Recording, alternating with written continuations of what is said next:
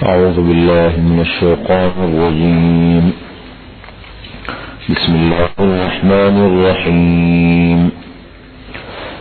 يا أيها الناس اتقوا ربكم الذي خلقكم من نفس واحدة وخلق منها زوجها وبث منهما رجالا كثيرا ونساء واتقوا الله الذي تساءلون به والأرحام إن الله كان عليكم رقيبا وآتوا اليتامى أموالهم ولا تتبدلوا الخبيث بالطيب ولا تأكلوها أموالهم إلى أموالكم إنه كان حوبا كبيرا.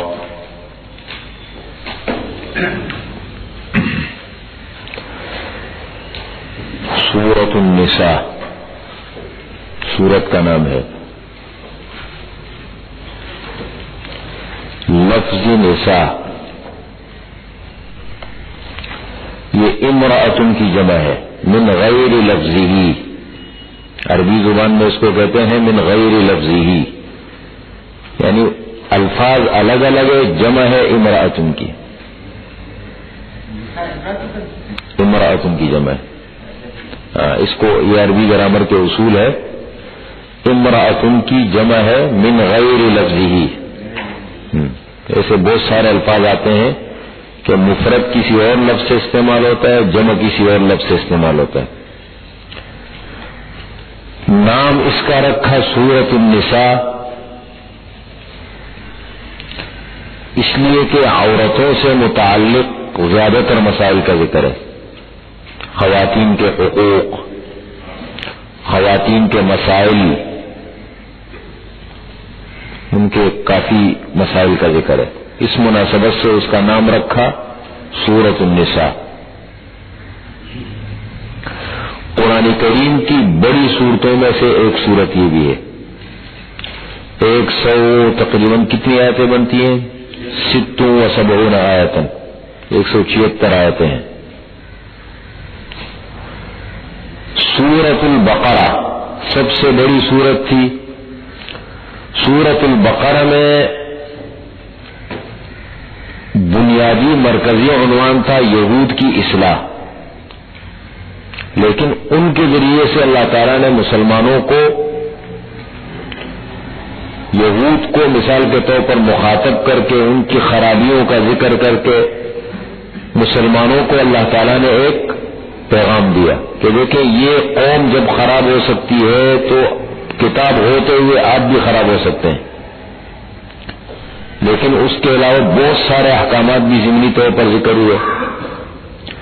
سورۃ آل عمران مرکزی عنوان تھا نصارہ کی اصلاح. اہل کتاب تھے، وہ بھی خراب ہو گئے، افراط تفریط کا شکار ہو گئے دونوں، یہود و نصارہ. اور ضمنی طور پر اور بہت سارے مسائل ذکر ہوئے سورہ آل عمران میں. سورہ نساء اور سورۃ المائدہ اس کے بعد والی سورت، ان دو سورتوں کے اندر یہ اہل عرب کی اصلاح ہے. اہل عرب کی اصلاح کہہ لیں، مسلمانوں کی اصلاح کہہ لیں، ان کی اصلاح ہے. ضمنی طور پر بہت سارے مسائل ہیں. جیسے سورہ نساء میں مرکزی عنوان ہے اہل عرب کی اصلاح، عورتوں کے حقوق.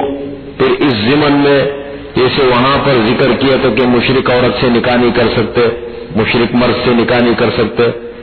اب اس کی تفصیلات یہاں بتا دی.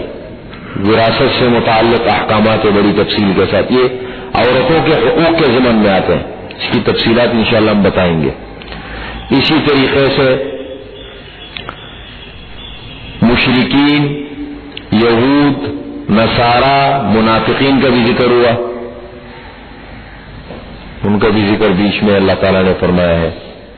تو یہ ہے. لیکن زیادہ تر آپ دیکھیں گے وقفے وقفے سے، ابتدا میں زیادہ اور پھر بعد میں وقفے وقفے سے خواتین کے مسائل آخر تک چلتے رہیں گے پوری صورت کے اندر.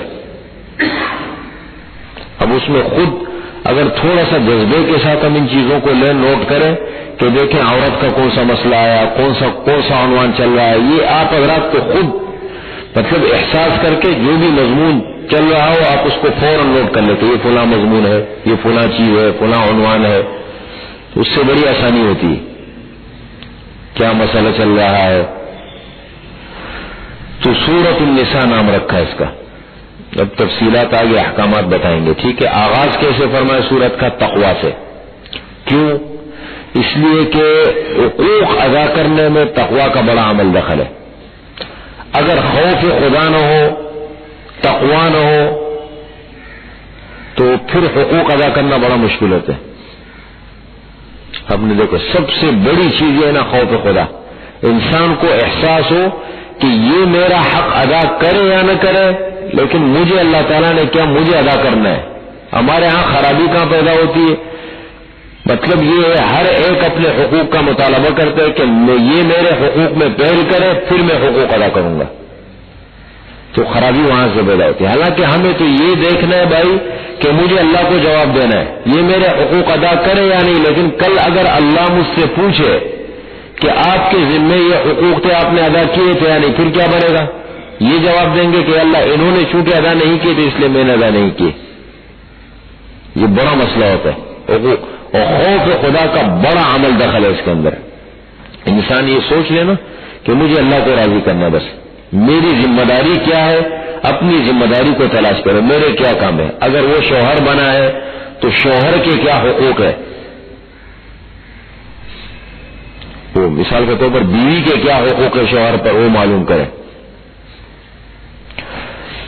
یا ایھا الناس،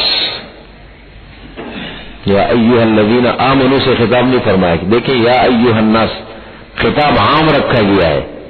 یا ایھا الناس، اے لوگو، اتقوا ربکم، ڈرو اپنے رب سے۔ یا ایھا الناس کہا، اللہ کو تو سب مانتے ہیں نا، تقریباً مشرک بھی مانتے ہیں، سب مانتے ہیں، تو عام خطاب فرما گیا اتقوا ربکم، ڈرو اپنے رب سے، تقوی اختیار کرو۔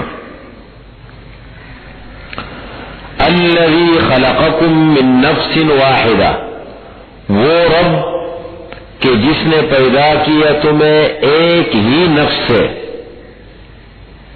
وہ هو الآدم، وہ آدم علیہ السلام ہے، ایک ہی نفس سے سلسلہ چلایا۔ وخلق منها زوجها، اور پیدا کیا اس نفس سے اس کا جوڑا۔ منہا میں دیکھیں مؤنث کی ضمیر لوٹائی، نفس کا لفظ عربی زبان میں مؤنث ہے، مؤنث سماعی کہتے ہیں اس کو، مؤنث کی کوئی علامت اس میں نہیں ہے، دیکھ رہے ہیں نہ گولتا ہے آخر میں، نہ الف مقصورہ ہے، نہ الف ممدودہ ہے، پھر بھی مؤنث۔ تو نفس ایک ہوتا ہے مؤنث سماعی، مؤنث سماعی کہتے ہیں، عرب سے سننے پر موقوف ہے، وہ اس کو مؤنث استعمال کرتے ہیں۔ وخلق منها زوجها، اور پیدا کیا اس نفس سے اس کا جوڑا، حضرت حوا علیہ السلام کو اللہ تعالیٰ نے آدم علیہ السلام کے بائیں پسلی سے بنایا۔ اس پہ حضور صلی اللہ علیہ وسلم فرماتے ہیں نا کہ عام طور پر انسان پسلی جو انسان کی ہوتی ہے نا ٹیڑھی ہوتی ہے، اور عام طور پر اس کا بالائی حصہ، اس لیے عورت کے ساتھ نرمی کے ساتھ پیش آؤ، مطلب بیجا سختی مت کرو، بیجا قسم کی مطلب سختی مت کرو، نہیں تو یہ پسلی ٹوٹ جائے گی، اور اس کا ٹوٹنا ہے وَقَصْرُهَا طَلَاقُهَا، اور اس کا ٹوٹنا کیا ہے؟ طلاق کی شکل میں، بڑی چیزیں ہوتی ہیں اس میں جو ہے نا۔ سختی کا یہ مطلب نہیں ہے، سختی کا مطلب یہ ہے کہ دیکھیں ایک تو حقوق ہے، حقوق اللہ تعالیٰ نے کچھ عورت کے رکھے ہیں، کچھ مرد کے رکھے ہیں، ان ساری چیزوں کو دیکھنا پڑتا۔ اور ایک یہ ہے کہ بیجا سختی جو ہوتی ہے، حقوق مطلب یہ احساسی ذمہ داری تو ایک دوسرے کو دلانا چاہیے، اس کے بغیر تو گھر کا نظام نہیں چلتا۔ کچھ عورت کی ذمہ داریاں ہیں، کچھ مرد کی ذمہ داریاں ہیں، پھر جا کے گھر کا اجتماعی نظام چلتا ہے، اور ایک ہے بیجا سختی، فضول قسم کی سختی، اس سے پھر جو ہے نا وہ مسئلے بہت خراب ہو جاتے ہیں۔ خصوصاً عورت کے حقوق کے متعلق تو آپ صلی اللہ علیہ وسلم نے اور قرآن کریم نے بڑا بیان کیا۔ زمانے جاہلیت میں عورت کے ساتھ بڑی زیادتی ہوتی تھی، اب زیادتی نہیں ہوتی، اب جو ہے نا اب معاشرے کا لوگوں کے مزاج بگڑ گئے، حقوق نہیں پہچانے اور کہتے ہیں زیادتی نہیں ہوتی۔ اب تو عورت کے ساتھ زیادتی اب عورت کے ساتھ زیادتی یہ ہوتی ہے کہ عورت کو لا کے مارکیٹ میں بٹھا دیے، یہ جو لا کے نا مرد کے دیکھیں تقسیم ہے، اللہ تعالیٰ نے مرد عورت کو اللہ تعالیٰ نے گھر کا پورا نظام حوالے کیا ہے۔ اب بھی شریف خاندانوں کے اندر دیکھیں وہ اچھا نہیں سمجھتے کہ خواتین جا کے بازاروں میں کام کریں، اس کو اچھا نہیں سمجھتے، وہ کہتے ہیں کہ یہ غیرت کا حیا اس کا تقاضا ہے کہ بھائی مرد کو اللہ نے فرمایا الرجال قوامون علی النساء بما فضل اللہ بعضهم علی بعض وبما انفقوا من اموالهم، مردوں کو اللہ تعالیٰ نے نگران کیوں بنایا؟ وجہ اس کی یہ ہے کہ خرچ کرنے کی پوری ذمہ داری ان پہ لگائی، کسی بھی طریقے سے وہ حلال روزی کماؤ لاؤ گھر کا نظام چلاؤ، یہ مرد کی ذمہ داری ہے، عورت کے ذمہ یہ کام نہیں لگایا۔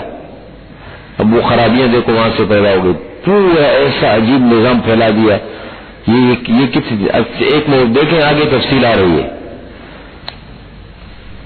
اور اندازہ ہوگا کہ اسلام نے کتنے جو ہے وہ آپ صلی اللہ علیہ وسلم دیکھیں دو موقعوں پر آپ صلی اللہ علیہ وسلم نے بڑی تاکید فرمائی، جو خصوصاً انسانوں کے حقوق العباد کا تذکرہ کیا ہے اس کا سب سے زیادہ مظاہرہ جو ہوتا ہے دو موقعوں پر ہوتا ہے، ایک حجۃ الوداع کے موقع پر جو آپ نے خطبہ دیا ہے، اور ایک آپ کے انتقال کے وقت جو آپ نے وصیتیں فرمائی ہے۔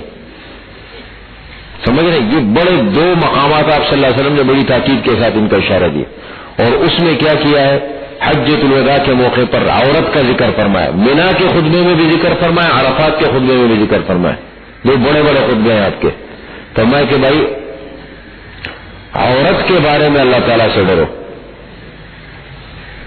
اور انتقال کے وقت پھر عورت کا خصوصیت کے ساتھ تذکرہ فرمایا کہ عورت کے ساتھ اچھا سلوک کرو، یہ ہے نا، واتقوا اللہ الذی اچھا وبث منہما وخلق منها زوجها، اور پیدا کیا اس نفس سے اس کا جوڑا، وبث منہما رجالا کثیرا ونساء، اور پھیلا دیے ان دونوں سے، پھر حضرت حوا علیہ السلام وجود میں آ گئی، اب دونوں کو بنایا، پھر نسل انسانی کا سلسلہ چلا، پھیلایا ان دونوں سے رجالن بہت سارے مردوں کو اور بہت ساری عورتوں کو، واتقوا اللہ الذی، اور ڈرو اس اللہ سے، الذی تساءلون بہ، کہ جس کا واسطہ دے کر تم ایک دوسرے سے سوال کرتے ہو، اس اللہ سے ڈرو، اور خدا کے لیے اللہ کے لیے میرا یہ کام کر دو، میں اللہ کا واسطہ دے رہا ہوں، اللہ کی قسم، قسمیں کیوں کھاتے ہیں؟ قسم کھانے کا بھی یہی ہے، جس اللہ کا واسطہ، ایک دیکھے غریب بھی اگر چوراہے پہ کھڑا ہوتا ہے، مسجد کے گیٹ پہ کھڑا ہوتا ہے، بھیک مانگتا ہے کسی بھی جگہ، تو وہ کیا لفظ ہاتھ پھیلا کے کیا کہتے ہیں؟ اللہ کے نام پہ دے دو، پتہ ہے اللہ کے نام کے علاوہ کوئی کام چلے گا نہیں صحیح۔ واتقوا اللہ، اس اللہ سے ڈرو کہ جس کے نام کا واسطہ دے کر کے تم ایک دوسرے سے سوال کرتے ہو، اور والارحام، ارحام سے ڈرو، رشتہ داری، ارحام رحم کی جمع ہے، رحم، رحم کہتے ہیں بچہ دانی کو، بچہ دانی ہے نا، کیونکہ وہاں سے نسل انسانی کا سلسلہ پھیلتا ہے، چلتا ہے، جب یہ پھیلتا ہے ظاہر بات ہے ایک ہی مطلب اس قسم کا تو خاندان بن جاتا ہے، رشتہ داری رحم، اس لیے رشتہ داری کو کیا کہتے ہیں؟ صلہ رحمی، قرابت داری، صلہ رحمی، یہ لفظ استعمال ہوتا ہے قرآن میں، رحم اس سے ہے، فرمایا ارحام سے ڈرو، اللہ سے ڈرو جس کے نام کا واسطہ دے کے ایک دوسرے کا سوال کرتے ہو، اللہ کا، اس اللہ کا خیال رکھو، اور رشتہ داری کا لحاظ رکھو، اس کا بڑا کہتے ہیں نا رشتہ داری، یہ جب اللہ تعالیٰ نے اس چیز کو پیدا کیا، یہ سلسلہ جب چلا ابتدا میں، دیکھیں ہر امت میں فروعات میں اختلاف ہوتا ہے، ہر نبی کے درمیان دین میں فروعات میں اختلاف ہے، لیکن اصول میں کوئی اختلاف نہیں ہے، اصول سب کے ایک ہوتے ہیں، توحید، رسالت، قیامت، وحی، سب متفقہ طور پر مانتے ہیں، فروعات میں اختلاف ہوتے ہیں، اس لیے فرمایا والارحام، ارحام سے کہتے ہیں رشتہ داری کو جب اللہ تعالیٰ نے پیدا کیا نا تو کہتے ہیں، حدیث میں بخاری شریف کی روایت ہے، الرحم شجنۃ من الرحمن، رحم کا جو لفظ ہے نا رشتہ داری کا، یہ رحمان سے لیا گیا ہے، رحمان کی رحمت سے لیا گیا ہے، وہ کہتے ہیں جب رشتہ داری پیدا کی گئی تو اس نے اللہ رحمان کی اس کو پکڑا اور پناہ مانگی کہ اللہ مجھے تو آپ کی پناہ چاہیے، رحمان کی پناہ چاہیے، تو اللہ تعالیٰ نے فرمایا من وصلک وصلتہ ومن قطعک قطعتہ، جو تجھے جوڑے گا میں اس کو جوڑوں گا، جو توڑے گا میں اس کو توڑوں گا۔ بہت بڑی چیز ہے رشتہ داری، قرابت داری بہت بڑی چیز ہے، خاندان کے ساتھ اچھے اس سے پیش آنا، خیال رکھنا، یہ بڑی چیزیں ہوتی ہیں۔ اصل میں ہمارے ہاں خرابیاں کیوں پیدا ہوتی ہے؟ ایک تو ہمارے ہاں دیکھیں یہ ترتیب اللہ تعالیٰ نے تقسیم کی ایک ترتیب رکھی ہے، گھر میں بچہ پیدا ہوا، بڑا ہو گیا، شادی کے قابل ہو گیا، بچے پیدا ہو گئے، اب جب جدائی کا وقت قریب آ جائے نا وقت پہ جدا کرو، بجائے اس کے کہ جھگڑوں سے جدا ہو۔ ہوتا یہ ہے کہ جب بھیڑ جمع ہو جاتی ہے گھر کے اندر، اب گھروں میں جھگڑے بچوں کے شروع ہو جاتے ہیں، پھر مجبوری میں جا کے نکلتے ہیں۔ یہ تقسیم اللہ تعالیٰ نے یہ ترتیب جو رکھی ہے اس کا۔ دوسری بات یہ ہے کہ اگر ہمارے تعلقات ابتدا سے اصول کی بنیاد پر ہو تو کبھی شاید جھگڑے بہت کم پیدا ہوں گے۔ ہوتا یہ ہے کہ بے ترتیبی ہو جاتی ہے، پھر انسان حقوق ادا کرنے میں پہل کرے دوسرے سے مطالبہ نہ رکھے۔ ہمارے ہاں یہ ہوتا ہے نا کہ اس نے مثال کے طور پر وہ شادی میں نہیں آیا تو ہم کیوں جائیں، وہ فلاں کام میں انہوں نے نہیں کیا تو ہم کیوں کریں، یہ چیزیں ہوتی ہیں، یہ چھوٹی چھوٹی چیزیں ہوتی ہیں، تو اس سے کام خراب ہو جاتا ہے۔ ہمارے الحمدللہ 6 بھائی ہے، اتنا اتفاقی نظام ہے کہ بڑا بھائی ہے دوسرے ادارے میں، بڑا مدرسہ ہے ہمارا، وہ سب پورے گھر کا سسٹم نظام وہ چلاتے ہیں مشورے سے، اور جو بھی مشورہ ہوتا ہے سب ان کے پاس جمع ہو جاتے ہیں اللہ کے فضل و کرم سے۔ کوئی وہ نہیں ہوا، اب میرا بیٹا ہوا، بڑے بھائی ہمارے کوئی بھائی حج سے آ گئے واپس، ابھی تک یہاں نہیں آئے، میں نے نہیں پوچھا۔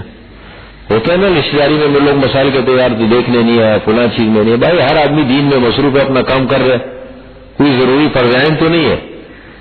اب اس کو ان چیزوں میں فلاں ہے، میں خود فارغ نہیں ہوں، یہ چھوٹی چھوٹی چیزیں جو ہے نا یہ بدگمانی پیدا کرتی ہے، اس سے بدگمانی کا آواز ہوتا ہے اور پھر سلسلہ ختم۔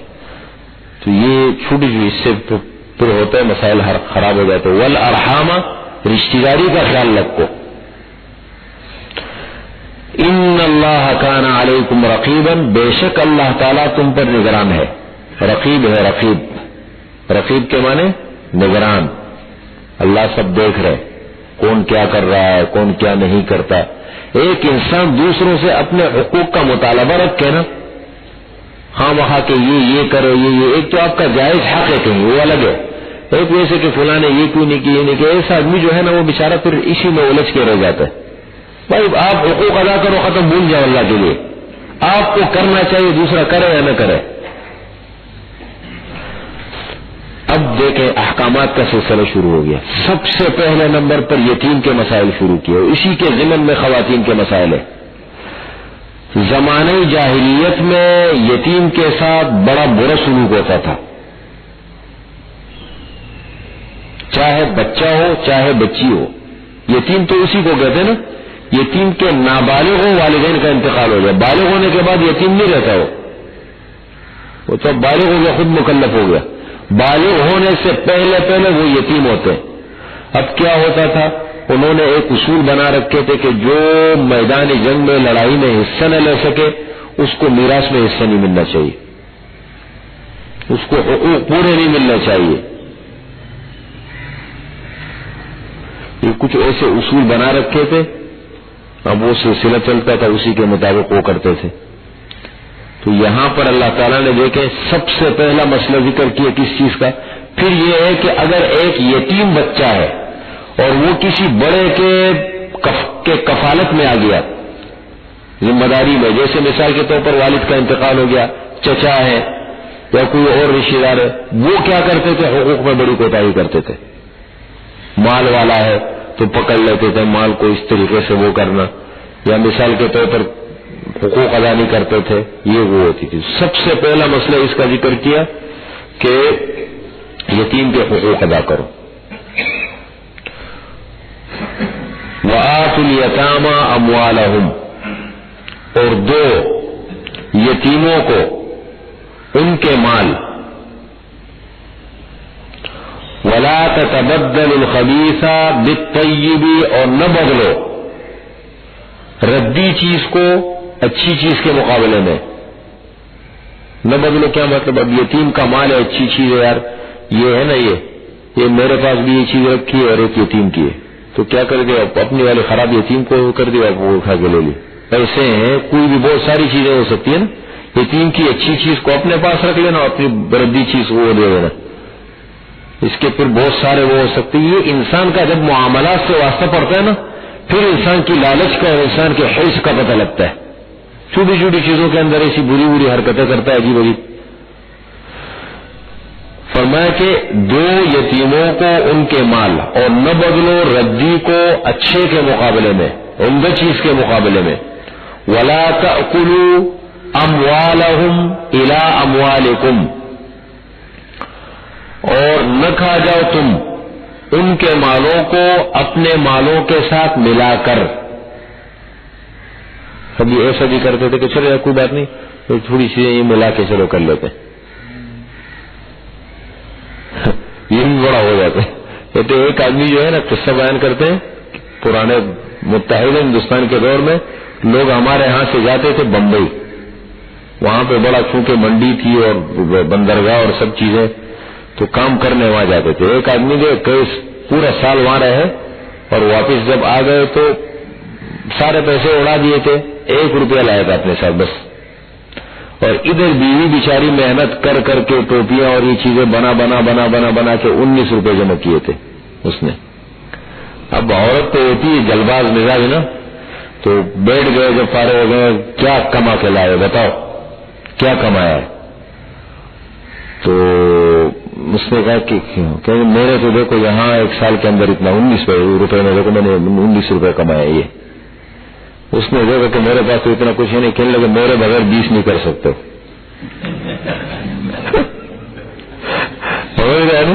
انسان کی فطرت ہے، یہ پھر ایسا ہو جاتا ہے. فرمایا کہ ولا تأکلوا اموالہم الی اموالکم. کبھی کبھی حقوق یہ بھی ہوتا ہے کہ مثال کے طور پر اب کھلے طور پر کوئی چیز نہیں رہ سکتے نا، تو اس کے لیے کوئی ایسا بہانہ تراش دیا، کوئی ایسا کام کر دیا کہ اس طریقے سے اٹھا لو. آپ مجھ سے زیادہ اس لیے جانتے ہیں کہ آپ کا کاروبار سے بہت واسطہ پڑتا ہے، معاملات میں لوگ کیا کیا کرتے ہیں. ولا تأکلوا، اور نہ کھا جاؤ تم اموالہم ان کے مالوں کو الی اموالکم اپنے مالوں کے ساتھ ملا کر کے. انہ کان حوبا کبیرا، بے شک یہ بڑا گناہ ہے.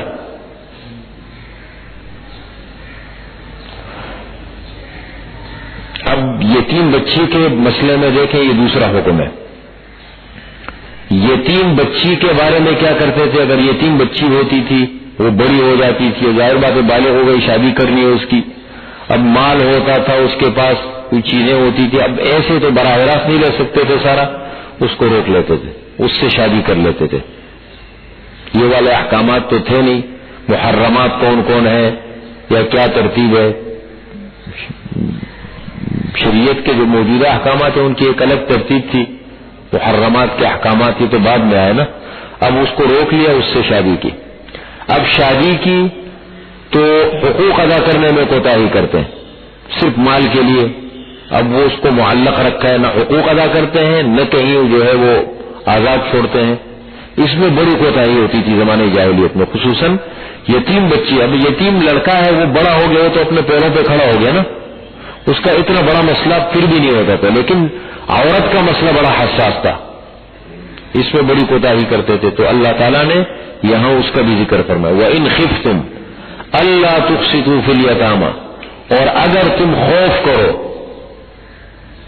اس بات کا یہ کہ تم انصاف نہیں کر سکو گے یتیموں کے بارے میں، یا خصوصیت کے ساتھ یتیم بچیوں کا ذکر ہے، یتیموں کے بارے میں انصاف نہیں کر سکو گے،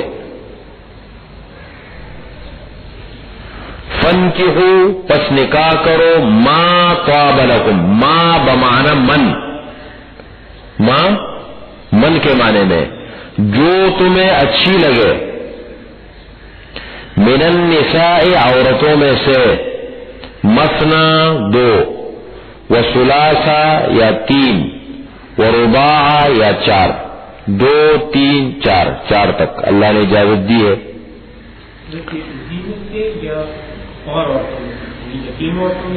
نہیں اور اوروں میں سے اس کا ذکر، جی اوروں کا ذکر ہو کہ وَإِنْ خِفْتُمْ یتیموں کے بارے میں تم انصاف نہیں کر سکو گے تو پھر ایسے کر لو، اس کو خواہ معلق مت رکھو، اس کی زندگی مت خراب کرو، پھر ایسے کر لو۔ اور بہت ساری خواتین اللہ تعالیٰ نے رکھی ہے، فَانْكِحُوا پس نکاح کرو مَا طَابَ لَكُمْ جو تمہیں اچھی لگے، مِنَ النِّسَاءِ دوسری عورتوں میں سے، مثنا دو، وثلاثا اور تین، ورباع اور چار، چار تک۔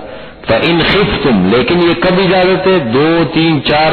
فَإِنْ خِفْتُمْ پس اگر تم خوف کرو، اللہ تعدلوا یہ کہ تم انصاف نہیں کر سکو گے، یہ کہ تم انصاف نہ کر سکو، فواحدتن، فواحدتن کا تعلق ہے فَانْكِحُوا کے ساتھ، فَانْكِحُوا واحدتن پس ایک کے ساتھ نکاح کرو۔ پھر اگر انصاف نہیں کر سکتے، دیکھو شریعت نے کتنا وہ دیا، یہ کتنا بڑا اہم مسئلہ ہے کہ اگر انصاف نہیں کر سکتے تو پھر کیا کریں؟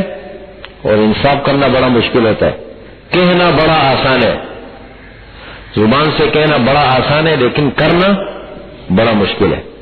اور اس کا اندازہ کہاں سے لگاؤ؟ اس کا اندازہ لگاؤ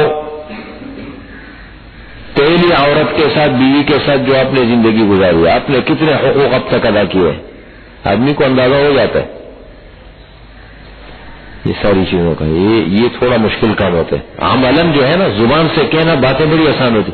آج کل ہم بند کمروں میں بیٹھ کر کے یار فلاں لوگوں نے ایسے کیا، فلاں لوگوں نے ایسے کیا، فلاں باتیں، لیکن عملاً جب خود واسطہ پڑتا ہے تو پھر آدمی کا پتہ لگتا ہے۔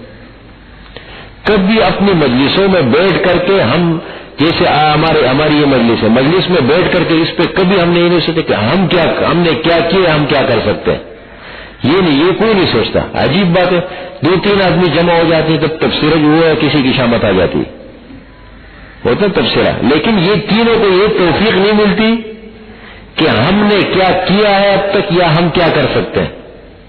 یہ بہت بڑی کمزوری ہے، عملاً کام کرنا بڑا مشکل ہوتا ہے، زبان سے کہنا بہت آسان ہوتا ہے، زبان میں ہر آدمی جنید بغدادی سے کم نہیں ہے، سمجھ رہے ہیں؟ تو فرمایا کہ فَإِنْ خِفْتُمْ پس اگر تم خوف کرو، اللہ تعدلوا یہ کہ تم انصاف نہ کر سکو، فواحدتن پس نکاح کرو ایک کے ساتھ، او ما ملکت ایمانکم یا جن کے مالک ہے تمہارے دائیں ہاتھ۔ اگر آزاد کی طاقت نہ رکھو مثال کے طور پر تو کیا کرو؟ لونڈی کے ساتھ کر لو، اس کے ساتھ اگر نکاح کرنا ہے تو اس کی صورت یہ ہے اس کو آزاد کر کے نکاح کر لو، اور یا پھر یہ ہے کہ لونڈی ہو، لیکن اب تو یہ رہا نہیں، ختم، ٹھیک ہے۔ لیکن اسلام نے ان چیزوں کو رواج نہیں دیا، اسلام نے اس میں اعتدال پیدا کیا تھا، زمانہ جاہلیت سے ایک سلسلہ چلا تھا، اسلام نے آ کر اس میں اعتدال پیدا کیا، فضائل بیان کی، آزاد کرو، غلاموں کو آزاد کرو، لونڈیوں کو آزاد کرو، ہر چیز پہ آزاد کرو۔ تو یہ ہے فَانْكِحُوا مَا طَابَ لَكُمْ او ما ملکت ایمانکم یا جن کے مالک ہیں تمہارے دائیں ہاتھ۔ اس کی تفصیل میں نے بتائی تھی، ما ملکت ایمانکم یہ ایک محاورہ بن گیا، محاورہ لونڈی کے لیے کہتے ہیں او ما ملکت ایمانکم، یہ یہ کیوں کہا؟ اس لیے کہ زمانے جاہلیت میں جب میدان جہاد میں جنگ میں لڑائی ہوتی تھی اور لڑائی کے موقع پر مال غنیمت میں یہ غلام، یہ لوگ پکڑے جاتے تھے، غلام بنتے تھے زمانے جاہلیت میں، تو اتنی اس میں وہ ہوتی تھی افراد تفرید کے قافلے جا رہے اس کو بھی لوٹ دیا، حملہ کر دیا، کوئی راستے میں جا رہے پکڑ کے غلام بنا دیا، یہ چیزیں چلتی تھی۔ اسلام نے آ کر کے اس کو صرف جنگ کے ساتھ خاص کر دی، جو مقابلے میں جنگ میں آ جائے پکڑے جائے، اور وہ بھی عرب کے لیے نہیں، اہل عرب کے لیے دو چیزیں آپ صلی اللہ علیہ وسلم، اما السیف و اما الاسلام، اسلام غالب ہونے کے بعد بھائی یا مسلمان یا تلوار، اگر مقابلے میں آ گئے۔ لیکن جو عرب کے علاوہ لوگ تھے ان کے لیے اگر مقابلے میں آ گئے تو صرف جنگ کے ساتھ مخصوص کر دیا، کہ یہ نہیں کہ قافلہ جا رہے ان کو بھی لوٹ لیا، اس کو بھی کر لیا، یہ چیزیں ہوتی تھی۔ تو اب میں کمانڈر کیا کرتا تھا، جب فارغ ہونے کے بعد جیسے جنگ ختم ہو گئی، لڑائی ختم ہو گئی، مال غنیمت تقسیم کر تو سیدھے ہاتھ سے لے کر سیدھے ہاتھ میں دیتے تھے۔ تو یمین کہتے دائیں ہاتھ کو، دائیں ہاتھ سے لے کے دائیں ہاتھ کو دیتے۔ اب محاورہ مشہور کیا ہو گیا، او ما ملکت ایمانکم، جن کے مالک ہیں تمہارے دائیں ہاتھ میں دیا گیا نا، تو اب یہ محاورہ ہو گیا، یہ تعبیر ہے کس چیز سے؟ غلام سے، غلام یا لونڈی۔ ذالک ادنا، یہ زیادہ قریب ہے، زیادہ مناسب ہے، اللہ تعولو، یہ کہ تم نہ جھک جاؤ۔ اس کا مطلب یہ ہے کہ 4 عورتیں کرو، لیکن 4 نہیں کر سکتے، انصاف نہیں کر سکو گے تو ایک ہی کرو۔ کیوں؟ یہ زیادہ قریب ہے ایک، یہ کہ تم نہ جھک جاؤ، ایسا نہ ہو 3 4 کر لیے اور کل ایک کی طرف میلان زیادہ ہے دوسروں کی طرف نہیں ہے۔ اللہ تعولو، یہ کہ تم کسی ایک کی طرف زیادہ نہ جھک جاؤ۔ ہوتا ہے نا، آپ صلی اللہ علیہ وسلم دیکھیں کیسا عجیب، آدمی حیران ہو جاتا ہے، ایسا بیک وقت نکاح میں 9 عورتیں ہیں، اور دیکھیں پھر آپ صلی اللہ علیہ وسلم کے اس کو پڑھے، صرف ام المؤمنین حضرت عائشہ صدیقہ رضی اللہ عنہ ایسی تھی جو جن کا پہلے کبھی نکاح نہیں ہوا تھا، ان کے بغیر جتنی خواتین ہیں یا تو مطلقہ ہے یا بیوائیں ہیں، اور بڑی عمر کی اکثر۔ اور پھر آپ صلی اللہ علیہ وسلم نے 25 سال سے لے کر کے کب تک، 50 سال تک پوری زندگی ایک بوڑھی کے ساتھ گزاری۔ 40 سال کی آپ صلی اللہ علیہ وسلم کی عمر 25 سال کی ہے، اور حضرت خدیجہ کی عمر کتنی تھی؟ 40 سال کی نکاح ہوا۔ اب 25 سال سے لے کر 50 سال تک کا عرصہ، 50 سال کے بعد آدمی کہاں اتنی شادیاں کرتے پھر؟ اس میں بہت بڑی حکمت ہے، ایک مستقل عنوان موضوع ہے اس کو، لیکن بہرحال یہ ہے، لوگ کہتے ہیں نا یہ تو نبی کی اپنی وہ ہے، اللہ نے اجازت دی تھی شریعت میں ان کو، ہمارے لیے ہم جیسے کچے لوگ تو ایک بھی سنبھالنا بہت بڑی بات ہے۔ ہاں صحیح بات کرتا ہوں، ایک بھی، 4 کی بات تو دور کی بات ہے۔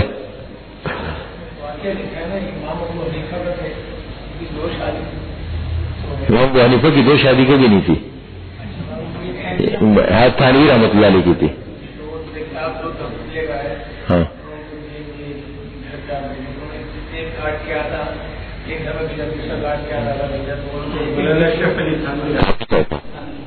تھانوی صاحب کا واقعہ ہے بالکل۔ مولانا مظہر جان جانان رحمۃ اللہ علیہ کا واقعہ سنا ہے آپ کو میں نے؟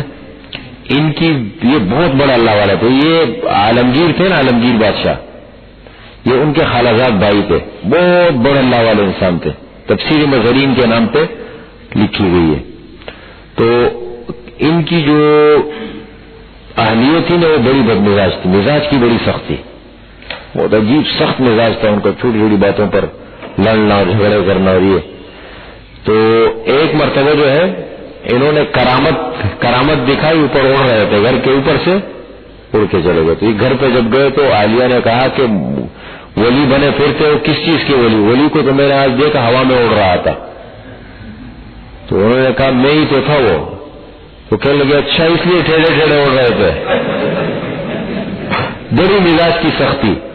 کسی نے حضرت سے پوچھا کہ حضرت آپ دیکھو اللہ تعالیٰ نے اتنا بڑا مقام آپ کو دیا ہے، اتنے مرید ہیں آپ کے، اتنے ماشاءاللہ آپ کے لوگ ہیں، آپ دوسری شادی کر لیں، پوری زندگی آپ نے اس میں گزاری، ہمیشہ ان کا کوئی نہ کوئی گھر، بیچارے گھر نہیں جا سکتے تھے، جب جاتے ہیں بس کوئی نہ کوئی بڑا ہوتا تھا۔ مزاج کی اتنی سختی، فرمایا کہ دیکھیں میں تو دوسری شادی کر لوں گا، لیکن یہ بیچاری پھر کہاں زندگی گزارے گی؟ ان کے ساتھ تو کوئی چل نہیں سکتا. پھر یہ بھی تو اللہ کی مخلوق ہے نا، بہت بڑی چیز ہوتی ہے نا. ابو الحسن خرقانی رحمۃ اللہ علیہ کا واقعہ میں نے سنایا تھا. ایک بہت بڑے اللہ والے بزرگ گزرے، ابو الحسن خرقانی بہت بڑے انسان گزرے دنیا میں. وہ ایک آدمی نے ان کا واقعات سنا، حالات سنے تو بڑا لمبا سفر طے کر کے ان سے ملنے کے لیے گئے، غالباً عراق. وہاں گئے، معلومات کرتے کرتے کرتے ان کے محلے میں پہنچے، ان کے گھر پہنچے. وہ کہیں نکلے ہوئے تھے لکڑیاں جمع کرنے کے لیے جنگل. اس زمانے میں تو خود اپنا کام لوگ کرتے تھے سب. اب گھر پہ گئے، دروازہ کٹکھٹایا. اندر سے بیوی نے پوچھا، بیوی بڑی مزاج کی سخت تھی. اندر سے پوچھا کون؟ کہنے لگے حضرت ہے. ملنے گئے، کون سے حضرت؟ کس چیز کے حضرت؟ حضرت حضرت کہہ کے اس کی عادتیں بگاڑ دی آپ لوگوں نے. کس چیز کا حضرت ہے وہ؟ تو اس کے لیے پھر آ جاتے ہو دور سے. اس قسم کی بڑی یعنی سخت زبان استعمال کی. یہ بیچارہ ایک آدمی اتنا بڑا عقیدت لے کے اور ایک جذبہ لے کے آدمی جائے نا، تو مہمان آدمی بھی دل اس کا ایسا ٹوٹے تو آدمی کو بڑا عجیب سا محسوس ہوتا ہے. بیچارے کو بڑی تکلیف، دھچکا لگا، یار یہ کیا ہو گیا، یہ تو بالکل خلاف توقع کام ہو گیا. اب بہرحال کے سفر آئے تھے بہت دور سے. اب جب وہاں سے نکلے تو کہنے لگے کیا کرے، پوچھا کسی سے کہ بھائی کہاں ملیں گے، تو کسی نے بتایا ان کو کہ بھائی وہ فلاں جو ہے وہاں پر لکڑیاں جمع کرنے گئے ہیں. وہاں پر روانہ ہو گئے، مل لیتا ہوں کیا حرج ہے، مل تو لیتے ہیں. وہاں گئے تو دیکھا وہ شیر پر سوار ہے، لکڑیوں کی جو گٹری ہے نا وہ اٹھا کے لا رہے. تو یہ جب قریب پہنچے تو اللہ والے بزرگ ہوتے، اللہ تعالیٰ نے کشف کے ذریعے سے کسی طریقے جب یہ سامنے گئے تو ان کو دیکھ کر کے فرمانے لگے بھائی میں آپ سے معذرت کرتا ہوں، میری شاید آپ میرے گھر گئے تھے اور میرے گھر والوں نے آپ کی بہت زیادہ آپ کے ساتھ اچھا سلوک نہیں کیا، میں اس کی آپ سے معذرت چاہتا ہوں. اور پھر کہنے لگے دیکھیں میں جو آج اس شیر کے اوپر سواری کر رہا ہوں میری بیوی کے برکات ہے. میں جب بھی جنگل میں لکڑیاں جمع کرنے آتا ہوں اس شیر کی ڈیوٹی اللہ نے لگائی ہے. یہ شیر آ جاتا ہے میرے سامنے بیٹھ جاتا ہے، میں گٹری اس کے اوپر رکھ دیتا ہوں اور گھر کی طرف روانہ ہو جاتا ہوں. کہنے لگے اس بیوی کے سخت مزاج کو میں نے اللہ کے لیے برداشت کیا، اللہ نے مجھے یہ مقام دیا. یہ ہوتا ہے. ابو الحسن خرقانی رحمۃ اللہ علیہ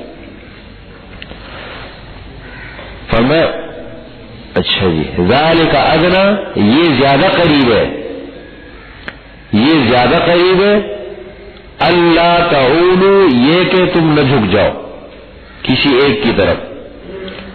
آگے تیسرا مسئلہ ہے مہر کا مسئلہ. وآتوا النساء، اور دو عورتوں کو صدقاتہن، ان کے مہر.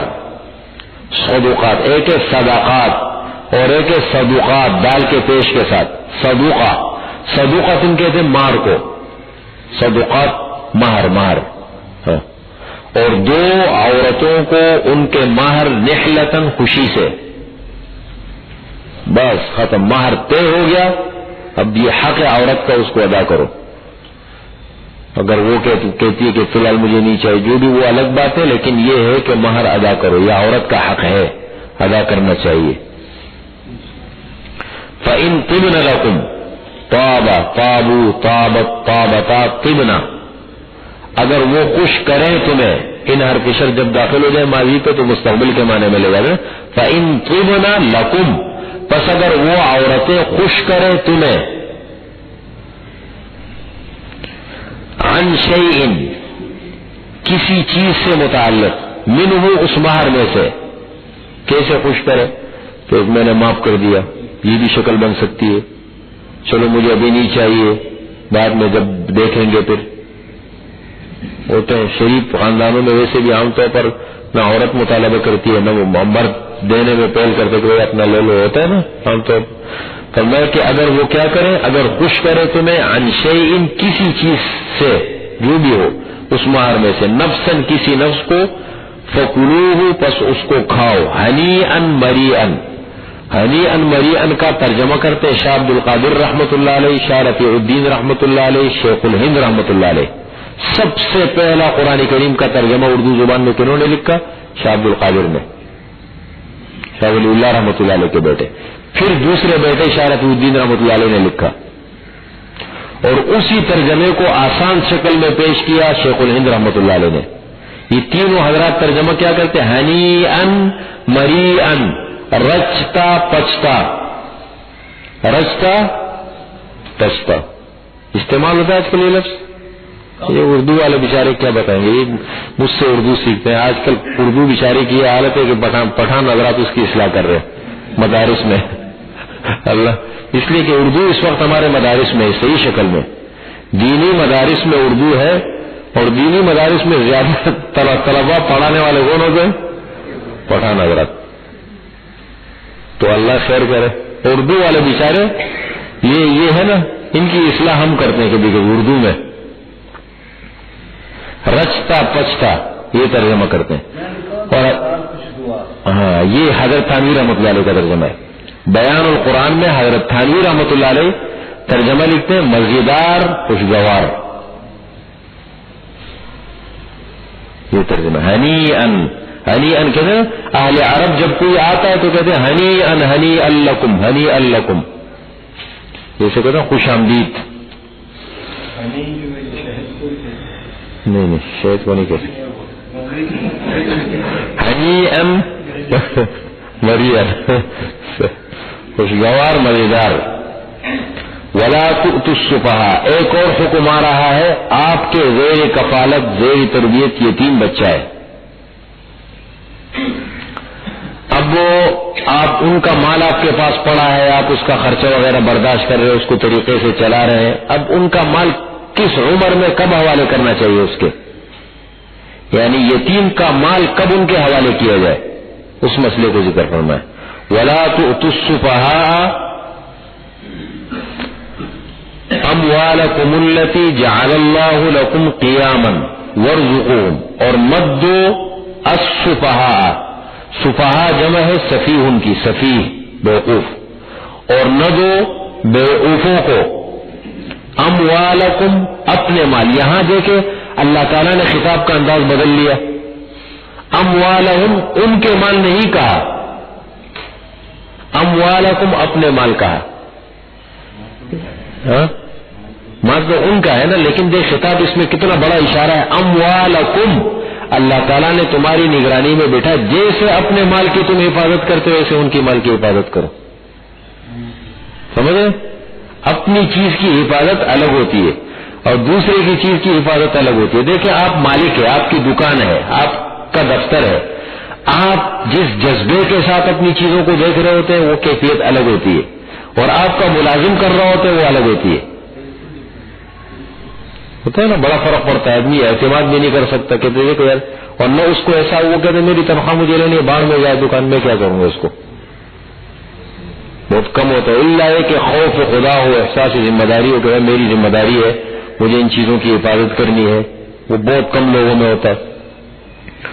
فرمایا کہ مت دو بیوقوفوں کو اموالکم اپنے مال، التی جعل اللہ لکم قیاما، جس کو اللہ نے بنایا ہے تمہارے لیے قیام کا ذریعہ.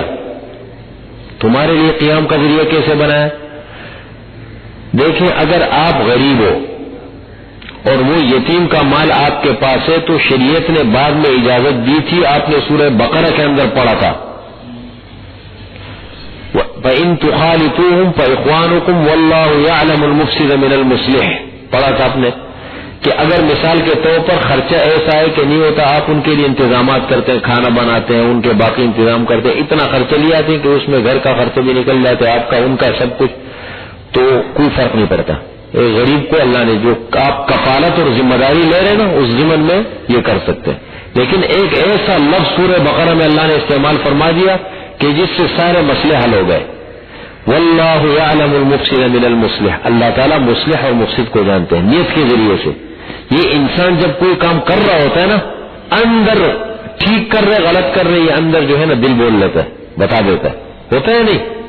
ہم جب اللہ کے لیے کام کرتے ہیں، اللہ کی رضا کے لیے، ہماری دلی کیفیت اور ہوتی ہے نیت.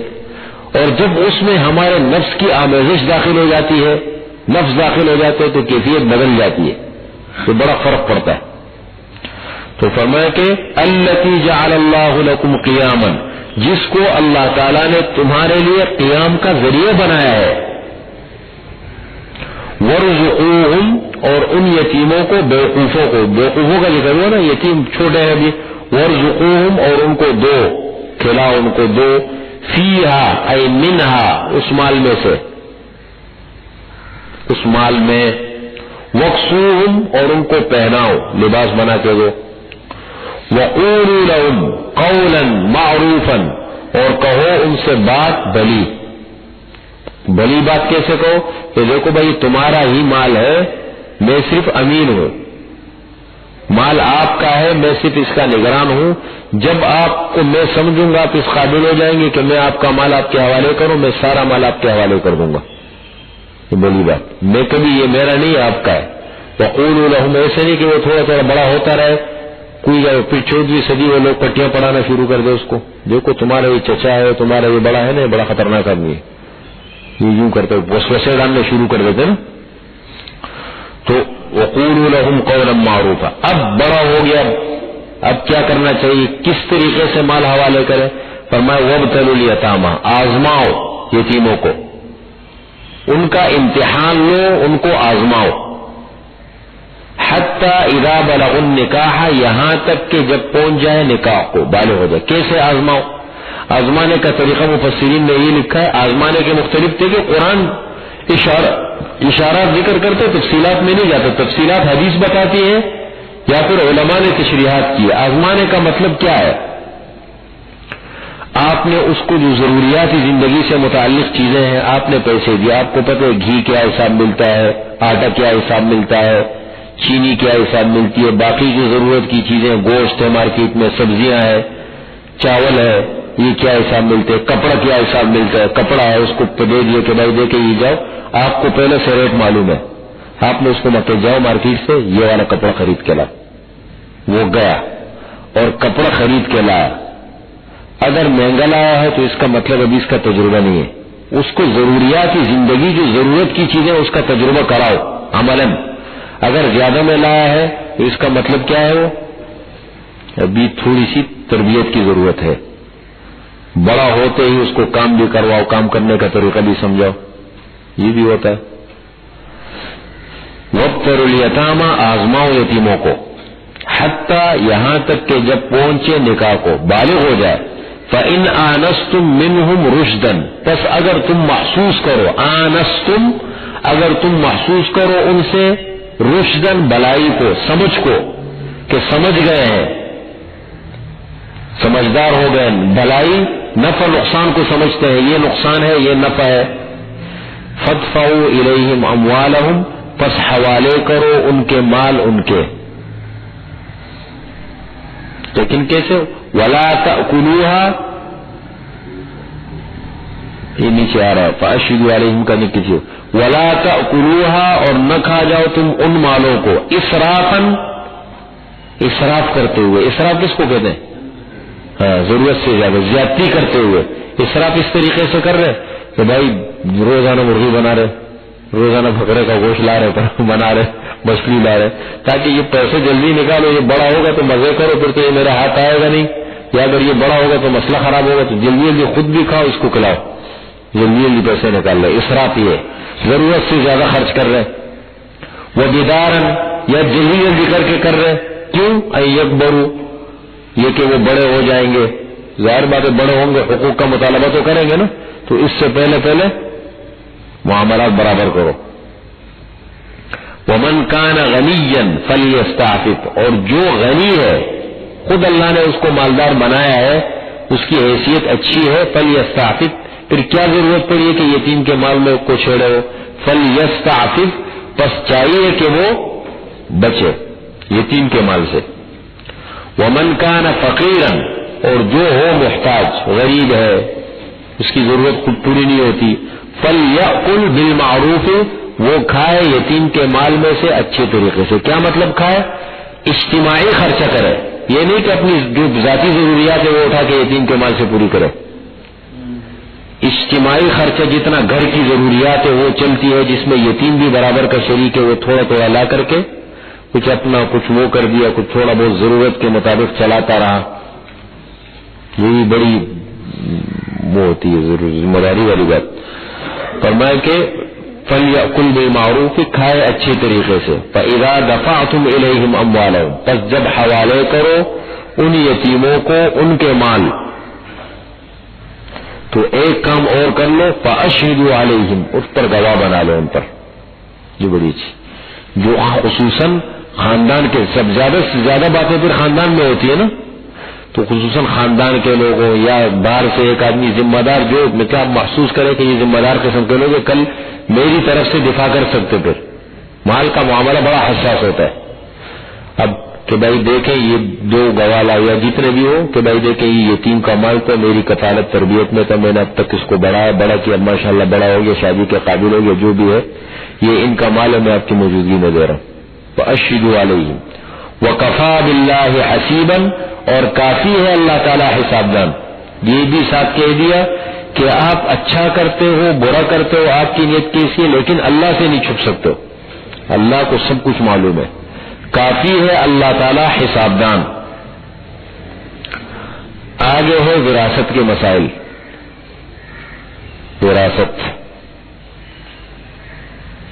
یہ تفصیل کے ساتھ شروع ہو گئے, وہ رکوع تک جائیں گے, اتنا کافی. یہ بڑے اہم مسائل آگے. عورت کو حصہ نہیں ملتا تھا, شریعت نے کیسے حصہ دلوایا ان کو.